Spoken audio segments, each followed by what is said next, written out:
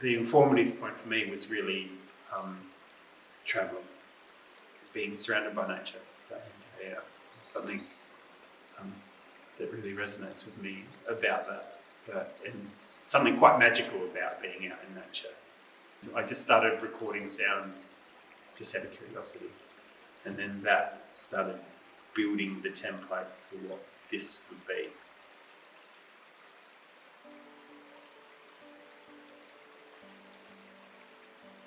We went initially just through Victoria for a little bit, then we spent Christmas in Tasmania, and then we came back across to Victoria, and because there were still fires going on around at the time, our original plan was to go up the east coast, but we went up in the middle of New South Wales and found some amazing national parks. There are sounds from Mount Field, which is a beautiful national park with flowing rivers, and so I set up alongside with them and did some recordings there. And that's stunning, that spot. So beautiful paintbox, which, yeah. When we were travelling up to Derby through the middle of New South Wales, it was in a drought. So everything was like, it looked classically like, there were sheep running in the paddock and just massive dust clouds, like this classic image of a long-term drought kind of thing. And then as we got up to where we stayed at the Goobay National Park, we got to experience the rain come through for the first time, like years for up there. So I remember the farmers talking about how they were really, really hopeful that the drought was going to break for them. And I got to record a storm coming over one of the first lots of rain for that area. So what I've created for this exhibition is there is a wooden panel that has 6 images on it, and those images are painted with conductive paint. If you put your hand near them, it will then trigger the sounds of the rainfrost above you, and it uses like an Arduino board, which is then connected to speakers from there that get that happening.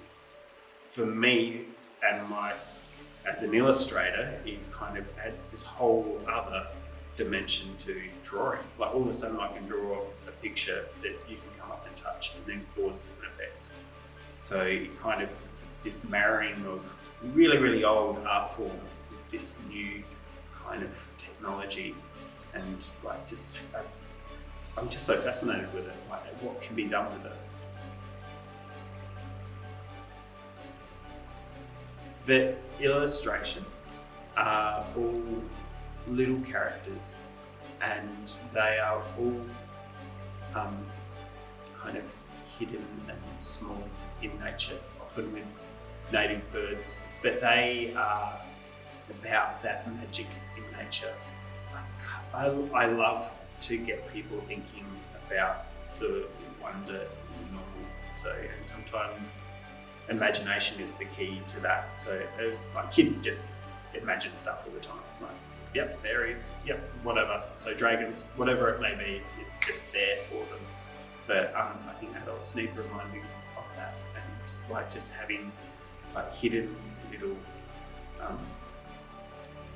treasures in forests, like in Vista, like the butterflies or anything like that. It is in nature, we really spend time just focusing on them. It's quite magical. So I just love that kind of bridge between fantasy and reality, but in a whimsical way. So that's what they are.